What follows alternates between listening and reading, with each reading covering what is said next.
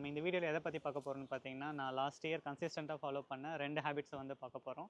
Number 1 வந்து பார்த்தீங்கன்னா brushing.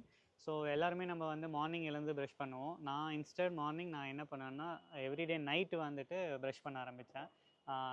அது வந்து எனக்கு வந்து நல்ல இம்ப்ரூவ்மெண்ட்டை கொடுத்துருக்கு என்னுடைய ஓரல் கேரில். இது எங்கே நான் வந்து கற்றுக்கிட்டேன்னு பார்த்தீங்கன்னா, நான் ஜப்பானில் ஒர்க் பண்ணுறப்ப எல்லாருமே ஜாப்பனீஸ் பீப்புள் வந்து பிரேக்ஃபாஸ்ட் முடிச்சிட்டும் சரி அண்ட் லஞ்ச் முடிச்சிட்டும் சரி அவங்க ப்ரஷ் பண்ணுவாங்க.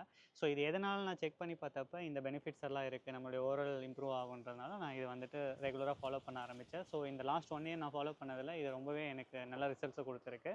நம்பர் 2 வந்து பார்த்தீங்கன்னா gold shower.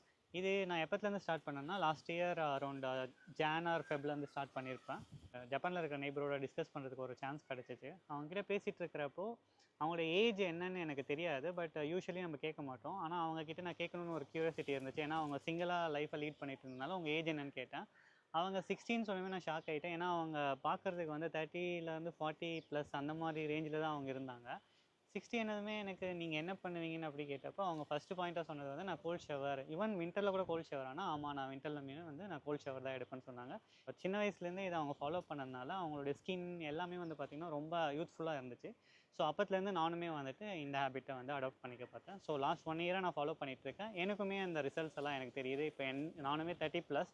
But most of the time என்னை வந்து கேட்குறவங்க வந்து நீங்கள் வந்து 30+ மாதிரி தெரியலன்னு சொல்லுவாங்க. அதுக்கு one of the main reason வந்து பார்த்திங்கன்னா நான் கோல்ட் ஷவர் நான் கண்டினியூஸாக ஃபாலோ பண்ணுறது தான். இந்த மாதிரி கண்டென்ட்டை ரெகுலராக நீங்கள் பார்க்க என்னோடய சேனலை சப்ஸ்கிரைப் பண்ணிக்கோங்க. தேங்க்யூ.